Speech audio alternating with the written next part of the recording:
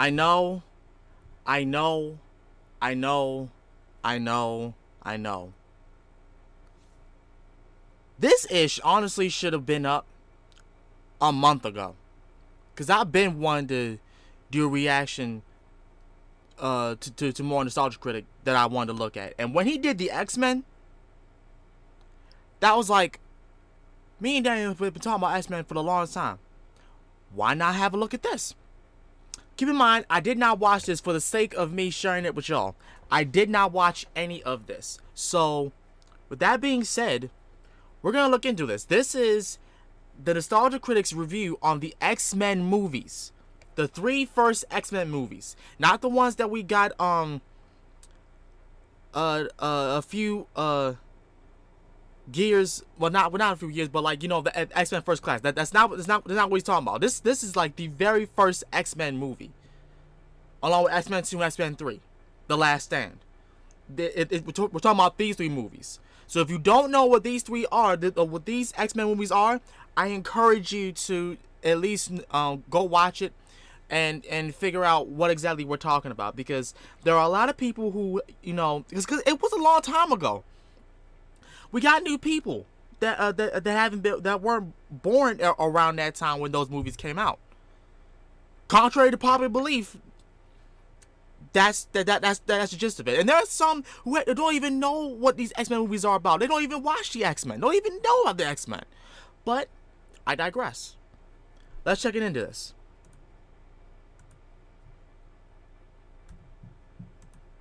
This episode brought to you by ExpressVPN, the best VPN there is. Take back your online privacy today.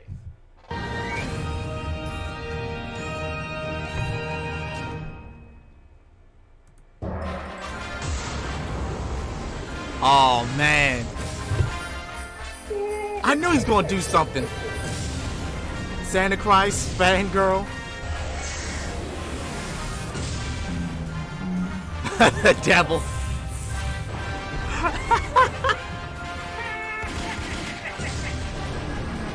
Professor Snot. Oh shoot. Oh, this is awesome. I love how X month. Hello, I'm the Nostalgia Critic guy. Remember it so you don't have to. And welcome to X Month. He always does these super cool intros, and I love it. Oh God, shit. What are you doing here? And how'd you make that doorbell sound? It's one of his many gifts. So we trust you remember babysitting our teenage nephew today? We warned you about that. Oh, months ago. Jesus. Yeah, but I moved studios hoping you wouldn't find me. We have eyes everywhere.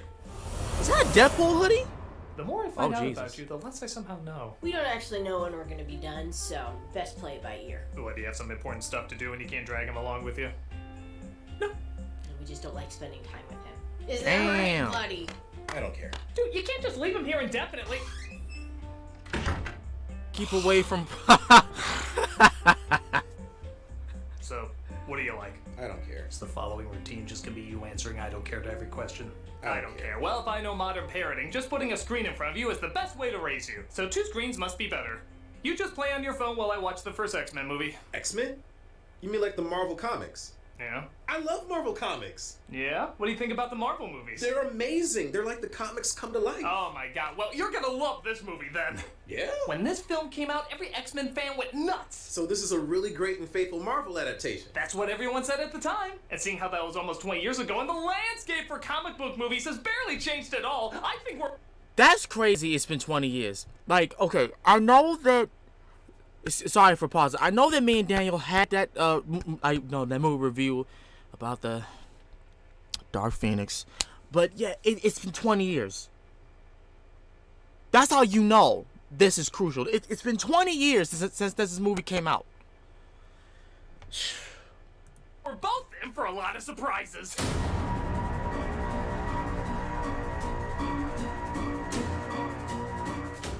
When X-Men came out, there was little faith in it. With the exception of Blade, comic book movies at the time were seen more and more as a big joke. Yeah. Ever since Batman and Robin left a bad mark in everybody's rubber anuses, comic book flicks were shown very little dignity and even less ticket sales. So when the loud and bombastic, yet still poignant and challenging X-Men comic was given the big screen treatment, it was not given much of a budget, or even much credibility. Even the trailer has sort of a B-movie sci-fi channel feel to it. It looked pretty corny.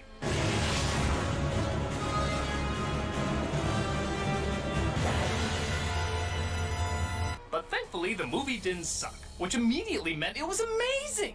Critics praised how they weren't laughing at a comic book film, which back then was pretty rare.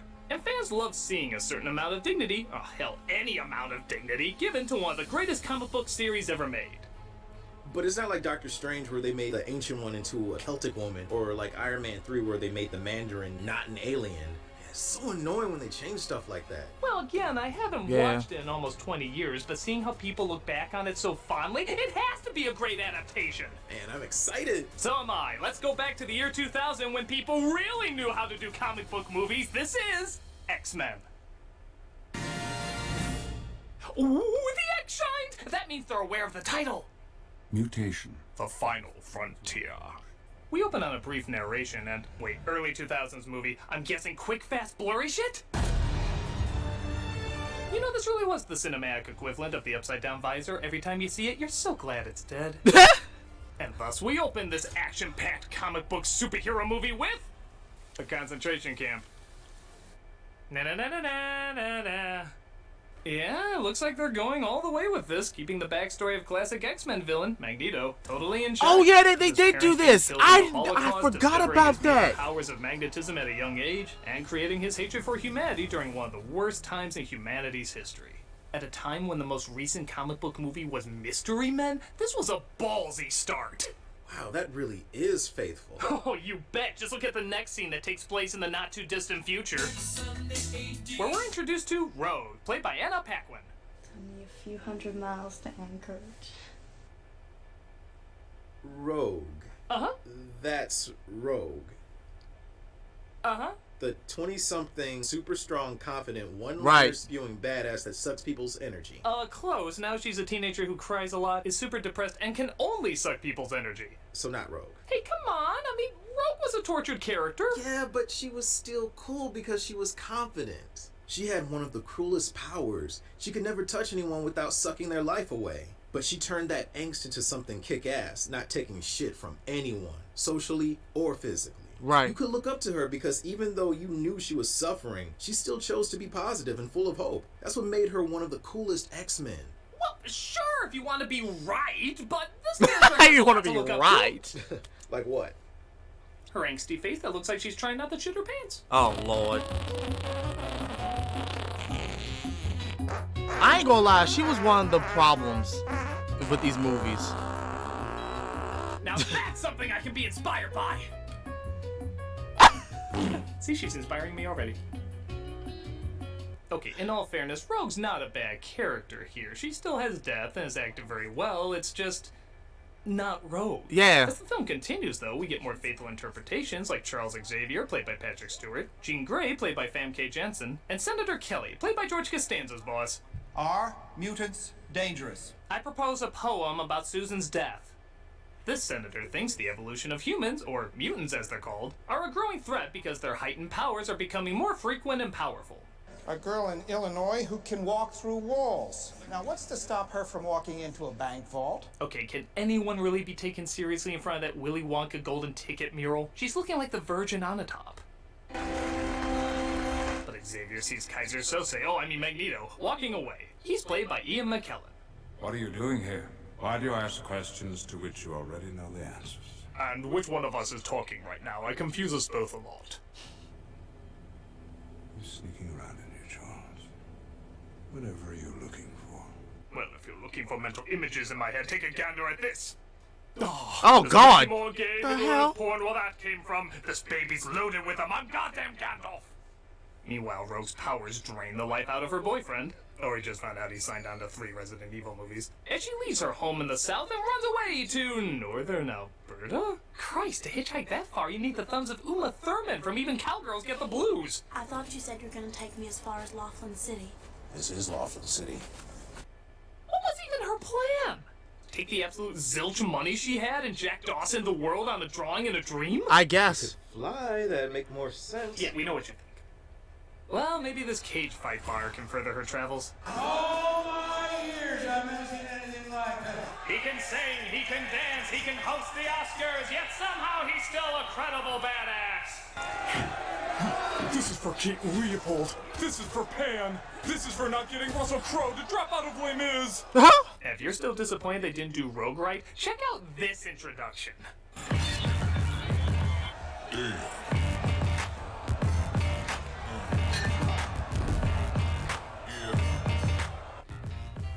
Did I just turn gay? We all do. From frame one, Hugh Jackman got Wolverine down perfect. It's the same when Michael Keaton was Batman or Christopher Reeve was Superman. You didn't see an actor portrayal, you saw a childhood hero come to life. Yeah. Sure, there's no mask or costume, but the overload of adrenaline and testosterone is so heavy, it just turned us into steaks. I'm a steak. And that's okay. Right. He wins the fight as Rogue hangs around the bar, not exactly knowing what to do. Love the beer. Yeah, I hear I'm supposed to be teamed up with this rogue bombshell who has the hots for me and can suck me dry. Oh god, you're not her, are you? Logan fights off Steve Wilco, but can't help but sense teen angst in the air. I'm sorry. I needed a ride. Thought you might help me. What the hell are you doing? I mean, you call that a southern accent? It's not nearly as consistent as my Canadian accent, eh? He does decide to give her a bit of a break, though, and the two of them seem to form a bond. She even over time starts to see him as a protective role model. The first boy I ever kissed ended up in a coma. I can still feel it. And it's the same with you. Wait a minute. An insecure teen runaway that looks up to Wolverine? That's Jubilee. No, it's, totally Rogue. It's Jubilee, man. It's Now, Jubilee. That's two characters I've He's never right. See done right. No, that they have her in the movies, like, there, and in the 80s somehow. Okay, look, clearly they wanted to do like what they did in the cartoon, with the young newcomer being introduced to the team, serving as the audience. But it's Wolverine who's focused on when the X-Men are introduced. Well, that's not, yeah. But at the same time, she has a much more tragic power. She can't touch anything. What a great metaphor for teen angst. So change the power, not the character. They could have replaced her with Jubilee and made her powers blow up everything she touches, so she still couldn't make contact with anybody. In fact, Kitty Pryde has a cameo in this, and she's a teenager that can disappear through walls. Not being seen is a far better metaphor for teen angst. You could have done either of those faithfully and then save Rogue for another movie, where she could be older, badass, and fly. Now, you, listen here, young man. I will not have you badmouth what me and my college friends chose to ignore. Whatever. I'm gonna go back to playing Tinder Fortnite. Wait, you're gonna miss one of the greatest rivalries ever! You see, after a tree falls in front of him, he suddenly smells spear gum in the air. Whoa, is that Sabretooth? Damn right that's Sabretooth! One of the greatest rivalries of all time is Wolverine and Sabretooth. It's been going on for years in the comics, cartoons, games. It's a classic feud. And now we're gonna see it explored here in the movie. And they leave. Runs away like a bitch. Hey, give them time. They have a lot of other characters to establish. Establish and ruin. I don't like you. Well, after that quote-unquote battle, Wolverine has a much more terrifying nightmare to face. Waking up without his clothes and being back in school, while also being cast in Australia. Good morning, Logan. Bye, Professor. Hi, Kitty. I look forward to you being recasted twice. So Wolverine is introduced to Xavier and the X-Men who saved him. Cyclops, played by James Marsden, and Storm, played by Halle Berry. What is up with that wig? It looks awful. She looks like Gothica Queen of Dragons. Okay, look here. If you keep laughing like that, you're gonna miss the incredible romance that Rogue has. Oh, wait, she meets Gambit?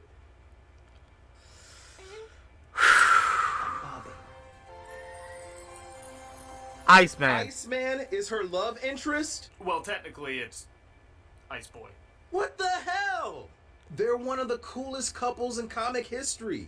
And you totally could have made Gambit a teenager. With how rebellious he is, that would have worked fine. I thought you were an X-Men fan. I am! Then how are you okay with this? Look, you weren't there, man. We grew up with Shaq as Steel. Steel! So Xavier shows Logan that he runs a school for young mutants, and admittedly it is a little weird that Rogue is just immediately tossed in a class. Oh, you're a runaway who just had your life threatened? Get to history class! Don't you even want to call my parents? History class! Aw, it's a nice sculpture of dog shit. It looks even more realistic. Yo said that. But the school is merely a public Oh my place. god. Lower levels, however, are an entirely different matter. I'm still not sure how I got government funding for a military aircraft. Most public schools can't even afford erasers. You know, I think it's the chair. I played the pity card pretty high. Meanwhile, looks like Senator Kelly is off to greet more fans, but his helicopter is hijacked by Magneto's goons. A mutant named Toad, played by Ray Park, and a shapeshifter named Mystique, played by Rebecca Romijn. I assume she's not Rogue's mother. Why do you ask questions you already know the answer to? My greatest fantasy is terrifyingly come true! They take him to Magneto's hideout at the former location of Fire Festival, where Magneto has plans for him. Are you a God-fearing man, Senator? That's such a strange phrase. I'm a Gods and Monsters fan myself. In one of the film's more brilliant additions, Magneto makes a machine that's sort of a gay convergence reversal where a person is transformed into a mutant. What do you intend to do to me? Let's just say God works too slowly. I'm going to pray your humanity away. The only downside? Christ, that is such a boring-looking effect. If I was to tell you a giant beam encases you and transforms you into something else, you'd be excited to see that. This just looks like Gozer's fishing net. It's actually making me miss sky portals. Sky portals! Meanwhile, Wolverine and Jean get to know each other better. Where's your room? With Scott down the hall. Was that your gift? Putting up with that guy? I mean, he hasn't had a line yet, but the comic says we hate each other. Wow. I can move things with my mind. Really? What kinds of things? I also do amazing things with my thighs. Oh! Logan dares her to read his mind. So read my mind. I'd rather not. She refuses, and then immediately doesn't. What, did he mentally convince her and we couldn't hear it? Read my mind. I'd rather not. Please, please, please, please, please, please. What do you see? Scott. Look, I thought of him naked once. Oh. You gonna tell me to stay away from your girl? Well, if I had to do that, she wouldn't be my girl. So I guess there is a little development of Cyclops and Wolverine's feud, but it once again kind of comes out of nowhere and isn't focused on much to feel genuine. In the cartoon, their personalities are so well defined, one always following the rules, the other breaking them. But here, we know so little of what Cyclops is like. We just know he wears Tom Cruise shades, so I guess that instantly makes us hate him. You know, it's weird that the best rivalry in this superhero movie is between the two old guys who rarely see each other. Right. In the middle of the night, Wolverine has a flashback about where he came from. Rogue tries to wake him, but he's not a morning person. Somebody help! She absorbs his healing power, resulting in her body getting better, and I guess the holes in her PJs, too. Is she alright? She'll be alright. Yeah, you're under arrest for stabbing a student. Wait, I forgot, we're on Hogwarts rules. Anything flies She in should the have stab snuck up school. on him like that. Meanwhile, with Kelly's new mutant abilities, he photoshops himself free and swims to shore. And I gotta say, with all the cool powers you could have given him, British sunbathing is not one of the more impressive ones. Even Stan Lee here is like, boy, when I envisioned X-Men as a movie, this is not the imagery that came to mind. He looks so Meanwhile, young. Mystique disguises herself as Bobby to tell Rogue to take her Fiona Apple wardrobe out of here. Where is she? Who? Rogue. She's gone. She's gone row! I almost said it. Xavier uses a device called Cerebro to psychically locate her. Oh, I do hope this means more palettes of gray. It's not like the X-Men ever had much color in it.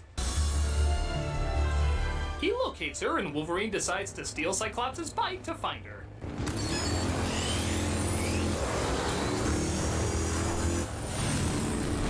Whoa, that bike is amazing! Right? How many action scenes is it in? One. Well... That's what I thought. Hey, this is exciting! X-Bike! Hey, kid. Get to history class! What do you say? Give these geeks one more shot. Wolverine convinces Little Green Riding Hood to come home while Cyclops and Storm search for her in the train station. Ah! We don't talk to people with Viewmaster eyes. But things heat up when Magneto and Sabretooth attack. Alright, so we're gonna finally see Wolverine and Sabretooth go at it. No. Sabretooth is going after Storm and Magneto is going after Wolverine? It should be the other way around! Magneto and Storm should be tossing things at each other, and Wolverine and Sabretooth should be clawing each other's faces off. We're halfway through, and the greatest rivalry ever hasn't even been built up at all. Right. Him and Mystique barely even talk. I can see why they're called mutants, because half of them are friggin' mute! You damn kids! With your Marvel movies refusing to fix what's not broken! In my day, Spawn took orders from a Muppet aardvark, and we liked it! Well, no, we hated it, but we liked hating it! Tell yourself whatever you want to, man. I'm going to watch the Avengers Endgame trailer again. You know Mistress Death isn't in there. Phony movie! Phony movie!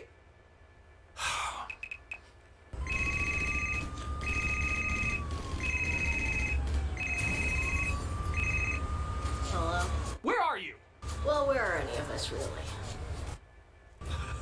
Look, you need to come here and collect your kid. What He's the an absolute menace! Really? What did he do? He's not liking the X-Men movie! Oh, no. Oh, yes! You come here and pick him up ASAP! Well, that's gonna be pretty tricky, Critic, because I fell asleep chasing a puppy who swallowed government secrets. You pick him up! Fine, God. Just be there at 5 and I'll come get her. But the movie will be over by then. There's more important things than movies, Critic, like finding a cure for an STD that you yourself created. Fine, just be here at 5. Good. Oh, by the way, do you know of anyone who can cure an STD that you... The fuck? Come, darling, there's so many more prostitutes to bring back to life! What? It's like, okay. Lord Jesus. Shopping, I love shopping, I love shopping, I love shopping, I love... What? I just bought 72 copies of the Smash Hit Drama Orange is Due Taxes, but I don't even like 72 copies of the Smash Hit Drama Orange is Due Taxes, unless... Somebody hacked my credit card information while I was shopping online! Wait a minute, that can't happen because I agrees with you on. It's your panel, it's a lot of fun. We've gotten a booth at this con a ton of times, it's a lot of fun, and we'll see you there. Alright, we're back. So Magneto rips the train apart as Wolverine tries to stop him. You must be Wolverine. I'm a giant soup can. The hell do you want with me? Whoever said I wanted you? You're not my type. I prefer redheads. Blue redheads. It looks like he's after Rogue instead of Wolverine, and he knocks her out cold. Young people. Always tried to run away from needles being thrown at them. What a weird line. The cops tried to stop them, but...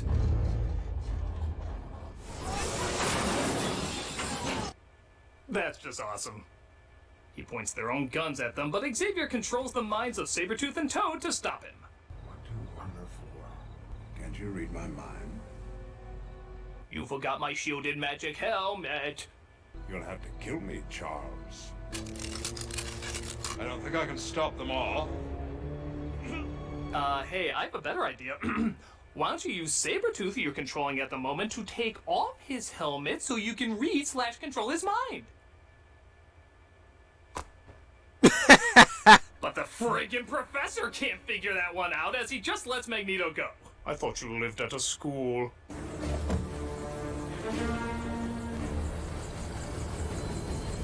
Just be sure you bring her back in time for history class. Just as the X-Men are about to go looking for him, they get an unexpected visitor. Can I interest you in Bigot Scout cookies? Well, I'm not saying I'm enjoying this. I'm relishing it.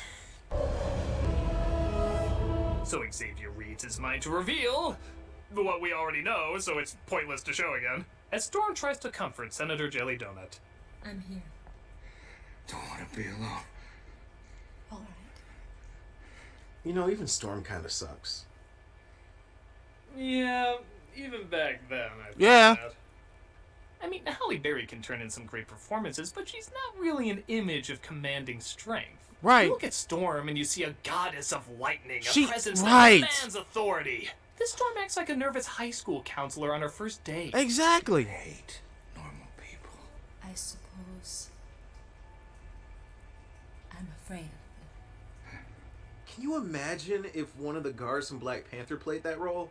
That would be awesome. That would be epic as shit. Everyone have Halle Berry's amazing African accent. Logan, you can't do this alone. Hang on to something. Help us. Fight with us. Where are you going? Has brown hair?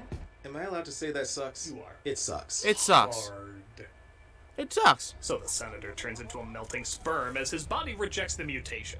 Xavier tries to use Cerebro to find Rogue, but it looks like Mystique infected the machine. Using, oh no, green goo! That's always bad in movies! Xavier is knocked out, and after, let's see, 2 sentences of Cyclops talking to Xavier in the entire movie, we suddenly get a monologue about how close they are. You can still hear me, can't you? You've taught me everything in my life that is ever worth knowing. But if anything happens, I'll take care of them. Aw, they cut away before he sang to him. I've been dreaming of a true love's kiss. But Jean uses Cerebro to locate them as Magneto readies his, oh god, G.I. Joe bomb! Batteries aren't included! Magnificent, isn't he? Are you going to kill me? Yes. Wow. He just said it. You don't see that happen in movies. His bedside manner is on par with Arnold from True Lies. Are you going to kill me? Yep. Magneto is here, Liberty Island. His objective is to mutate the world leaders at the UN summit on Ellis Island. You know, for the not-too-distant future, maps are becoming very impractically stupid. Wait, I'm gonna put my face on it.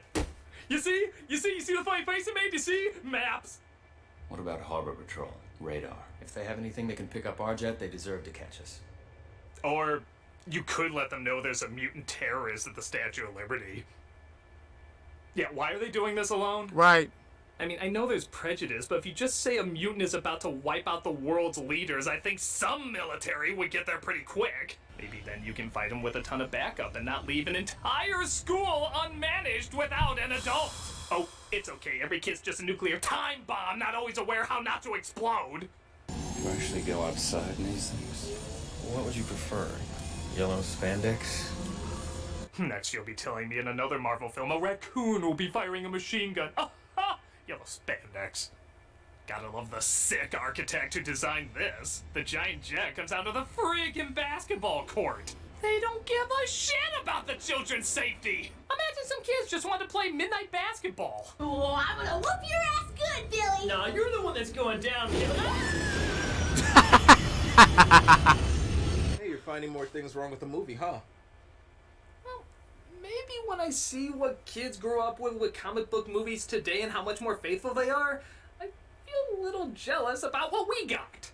I mean, yellow spandex. No, that wouldn't work in this more realistic world you created. But then neither do all these plot holes that were originally designed for a bombastic comic universe instead of a down-to-earth one. Yellow spandex would work in Watchmen, in Avengers, and eventually even in later X-Men movies. I'm realizing more and more what they chose to take out and leave in doesn't always match the style and tone they created for this universe. Well, again, I say this.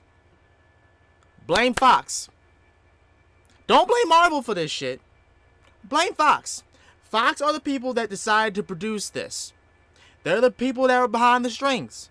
They're the reason for all the X-Men movies up to date. They are the reason.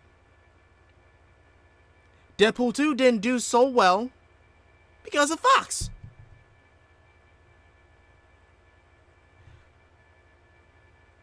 X-Men First Class and all those other movies were lackluster because of Fox. The first X-Men movies that we got were lackluster because of Fox. It seems like they just as Comics Explained said, just as Rob said, it's just a bunch of popular stories that Fox decided to use, slap the names of popular X-Men characters on a few actors, and then just gave us X-Men movies. And the only reason why I'm not putting in Deadpool 2, and Logan, because I enjoyed those movies. Those were to me, in my opinion, those were the only movies that really hit it. That really got it down point. Logan was great. It was fantastic. Deadpool and Deadpool 2 to me was fantastic. It was great. Deadpool 2 could have been better, but thanks to Fox, it was all right. Thank God Disney-san, the King Mouse bought the rights for this. Thank God. And Fox can just focus on the little weather channel and TV shows and shit. We obviously don't need them making any more movies. I'm sure that's what they could do at the time. But why didn't they just go all out? Why didn't they make a comic book movie? We all know we're gonna see a comic book movie, so why didn't they make a comic book movie? We knew what we were in for. It looks like some good action's coming up. Who cares? No, look, let's see. So Magneto gets ready to transfer his power to Rogue so she can use the device to transform everybody into a mutant, draining all the life out of her. Once I give my power to the girl, I'll be temporarily weakened. Aren't all men. That's why we leave immediately afterwards. Ah! The Blackbird lands, I guess not so elegantly. Sorry? You call that a landing? Call that a punchline? Thankfully, Mystique went to mime school as she stands ridiculously still as they walk past her, and then she takes on Logan's form to attack. They just recreate what Hugh Jackman does in the mirror every morning. So this fight scene is a little odd.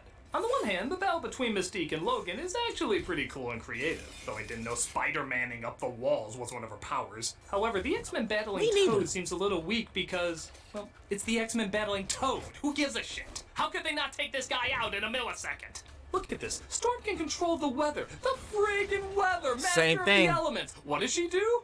I'm gonna go for a stroll. Same thing with this. Time to admire the architecture and, oh no, face my hand, politely gesturing you to stop. Same thing with this. Gestured. They made Storm so pathetic. He powerless. has time to do a little dance. What the hell even was that? I love the singer. Bruno and the Judah and the Springer. I like the singer. Of course. The natural energy of an elevator shaft obviously brings her powers to life. You know what happens to a toad when it's struck by lightning? The same thing happens to everything else. Oh my god, I'm dying. Now see, that was cool. Lines by George Lucas, the Hemlock Charm. Lucas! That was cool. I ain't gonna lie. The other one ain't far away. Well, gee, seeing how these two characters haven't been together for a while, I wonder if one of them... You're not part of the group. At least I really hope so. Okay, we're good. They make it to the statue, but Magneto uses his powers to make them act backwards and captures them. Wolverine uses his claws to break free, though, and we have the, most epically built-up fight ever.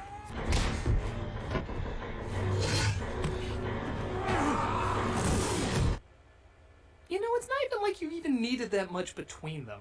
Just an occasional line here or there, an angry glare. You know, like in Waterworld, or Die Hard, or Total Recall. Just a little interaction to build up the hatred between them. And we get none of that. One of the coolest comic book rivalries ever, reduced down to just two guys hitting each other. Big friggin' whoop. Oh, come on, the fight's not that bad. Even that's kinda lame. It's a battle on top of the Statue of friggin' Liberty, yet it looks like a stage set from the movie Chicago. I mean, look at this dated-ass effect. Oh, I forgot all about that. Why, wherever did the switch from CGI to live action happen? I simply cannot tell. Hitchcock did a fight on the Statue of Liberty decades earlier, and not only did it feel more grand in scale, but somehow it felt like it had more color than the actual color movie did. But look, he says Bob, just like in the comics. Hey, Bob, I'm not finished with you yet. Yeah, I guess that's cool. But why does it look like the Statue of Liberty has a Wolverine earring? And look, after Storm warp whistles him to the top, we still have to see that radioactive 8-drop soup effect almost consume the city. But it ends on a nice note. Look, a figurative and literal touching scene where Logan gives his power to save Rogue. Come on, kid.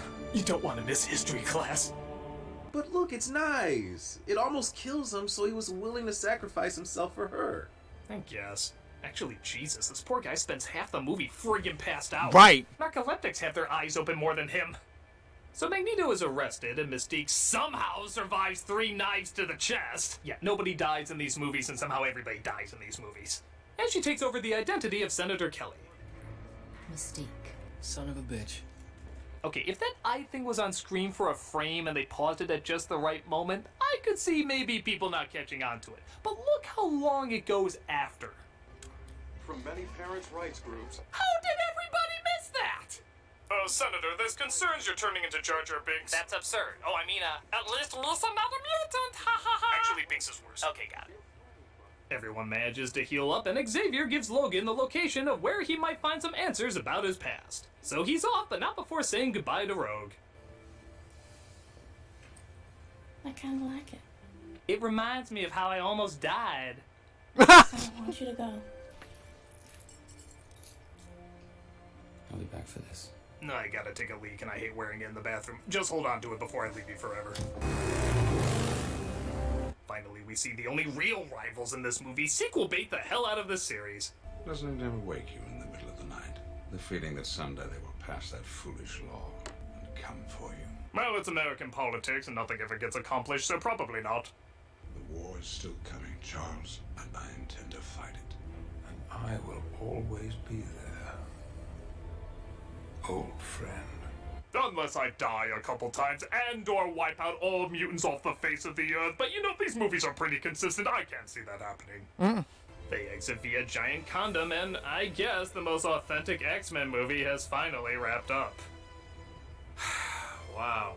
You know, you were totally right. When you compare it to comic book movies today, this isn't nearly as impressive as I remember. It's not. Well, it's okay. Yeah? How? As an adaptation, it doesn't have the color, imagination, or depth of characters. As a standalone movie, it's kind of bland with a ton of plot holes. Well, apparently there was 15 minutes cut from it, and it really shows. It just kind of feels like we go from scene to scene with no big emotional impact ever being made. Well, okay, I guess that's all true, but look at it this way. When it came out, nobody took comic book movies seriously. Right. Mostly because they followed the source material even less than this film did. So attempting to be taken seriously, talking about prejudice, while also trying to be somewhat faithful to a source nobody took seriously was kind of risky.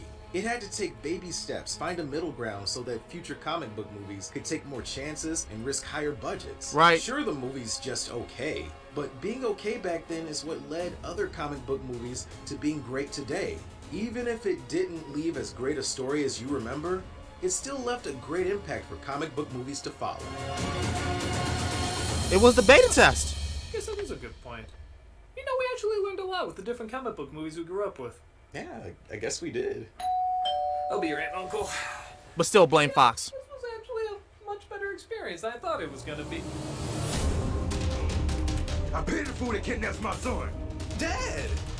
Your dad, Mr. T? There he is. There's the guy that kidnapped your son. It certainly wasn't us, because we're saying it certainly wasn't us. That is a foolproof argument. Come here, sucker. I'm gonna kick your ass. Eat my cereal. I paid the fool that don't eat school. He's a nostalgia critic and he remembers it, but probably not from love. Yeah, this is your ass, and this is your ass on Mr. T. Any questions? Ooh, here's the answer. Get to history class. Oh my god. That was good. That was good. I'm not even gonna lie about that. That was good. Finally, he's Mr. T's child. Oh my god. Oh well, that was his review on the X-Men. Now, like I said before, it wasn't the best, but it was the beta test for like the Marvel movies that we had gotten after that years later. And I'm happy to say that because of that step that they took, Marvel looked at what Fox was doing and just decided to make a plan after everybody was done, you know, making their X-Men, their Fantastic Four, and Spider-Man movies. They had a plan to just go on with Disney with their 10-year plan and just start creating an actual storyline, and it was good. Now I'm not gonna lie, the MC movies, like some of them were not as good, but they weren't terrible. I'll say that right now. And each of them had a story, and the characters got built up. Like, the characters were built.